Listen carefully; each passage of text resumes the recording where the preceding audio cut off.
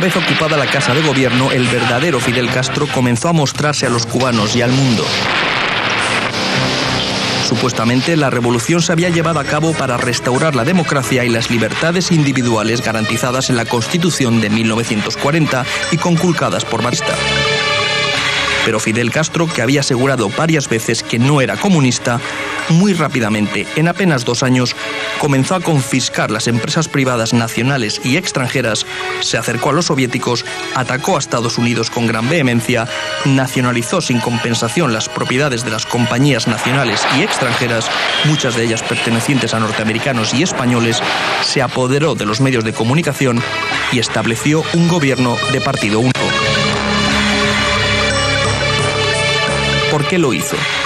Fundamentalmente porque desde sus años universitarios Fidel Castro había desarrollado simpatías por las ideas comunistas y un odio sin límites contra Estados Unidos.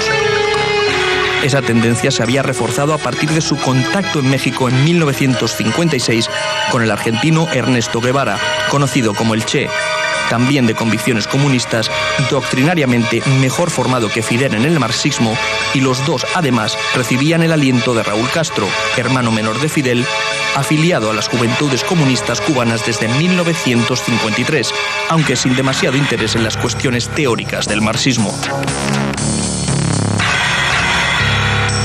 No es verdad, pues, que Fidel Castro se arrojó en brazos del comunismo por la hostilidad norteamericana. El propio Fidel Castro se ha encargado 100 veces de desmentir esa hipótesis, aclarando que él es un revolucionario con convicciones, no un aventurero. Él tenía la capacidad de leer a Marx y a Lenin y suscribir sus ideas, como cualquier otra persona educada de la izquierda. Y con entera confianza, soy marxista-leninista y seré marxista-leninista hasta el último día de mi vida. En realidad, el embajador norteamericano en La Habana, nombrado tras el triunfo de la revolución, Philip Bonsall, llevaba instrucciones de forjar las mejores relaciones posibles con una revolución que, pensaban en Washington, sería nacionalista y estatista, como lo había sido la mexicana de 1910 y la boliviana de 1953, pero no necesariamente comunista. Al fin y al cabo, en aquella época la sociedad norteamericana estaba bajo la influencia de las ideas keynesianas y en Estados Unidos eran muchos los que veían con simpatías una mayor intervención del Estado en los asuntos económicos.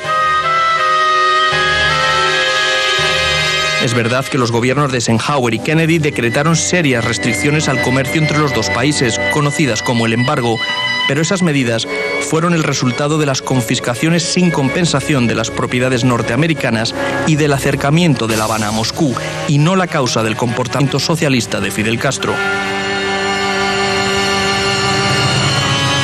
Fidel Castro, además, tenía otros argumentos y razones para abrazar el comunismo.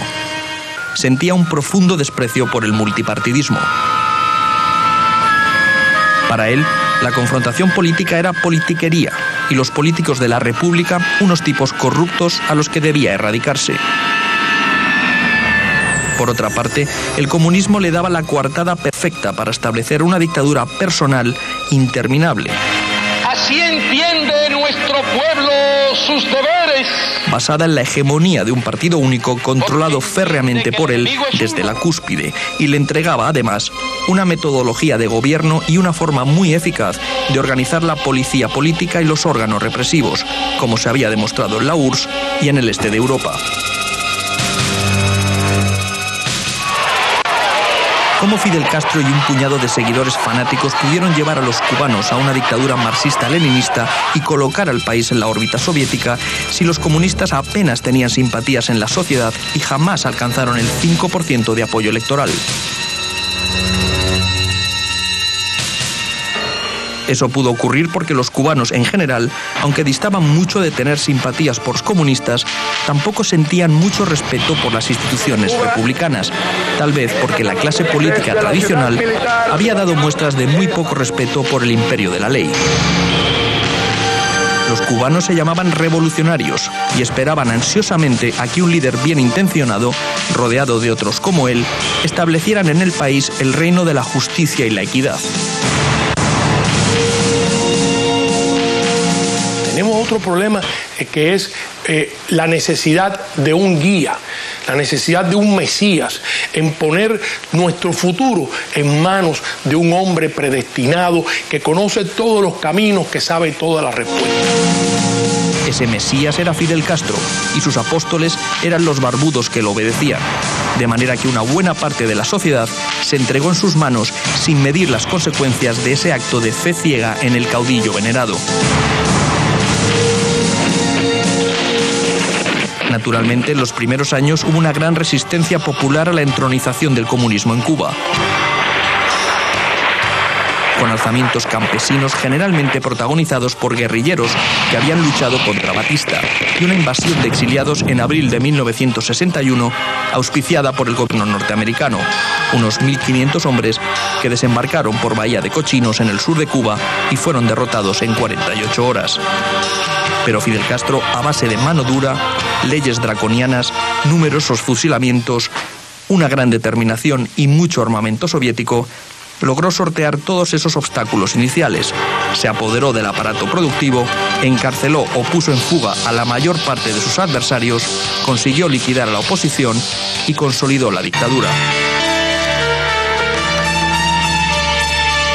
A mediados de la década de los 70, casi 20 años después del triunfo revolucionario, todavía había en la cárcel unos 40.000 presos políticos. Se habían llevado a cabo unos 7.000 fusilamientos y más de 1 millón de personas se habían exiliado. Por supuesto, nada de esto hubiera sido posible sin la ayuda soviética. Moscú vio en la Revolución Cubana una oportunidad de conseguir un aliado situado a pocos kilómetros de Estados Unidos, lo que le daba una gran fuerza dentro de los esquemas de la Guerra Fría. Así que, además de armar y adiestrar a las Fuerzas Armadas cubanas, a partir de mediados de 1961, comenzó a desplegar en la isla unos 40.000 soldados y oficiales soviéticos, mientras colocaba sigilosamente misiles atómicos capaces de destruir en pocos minutos las principales ciudades norteamericanas.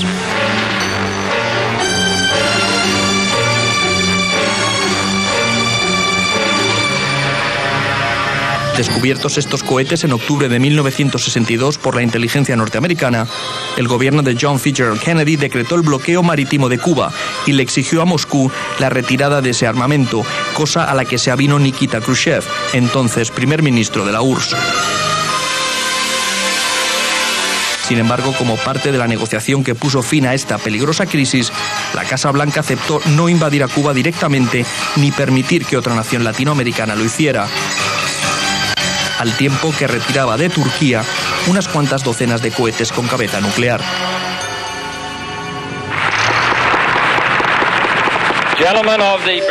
Si la fallida invasión de Bahía de Cochinos de abril de 1961 había provocado el fin de la resistencia armada cubana contra el comunismo, el acuerdo Kennedy-Khrushchev de octubre de 1962 tuvo el efecto de garantizar que Estados Unidos no intentaría liquidar violentamente al gobierno de Castro.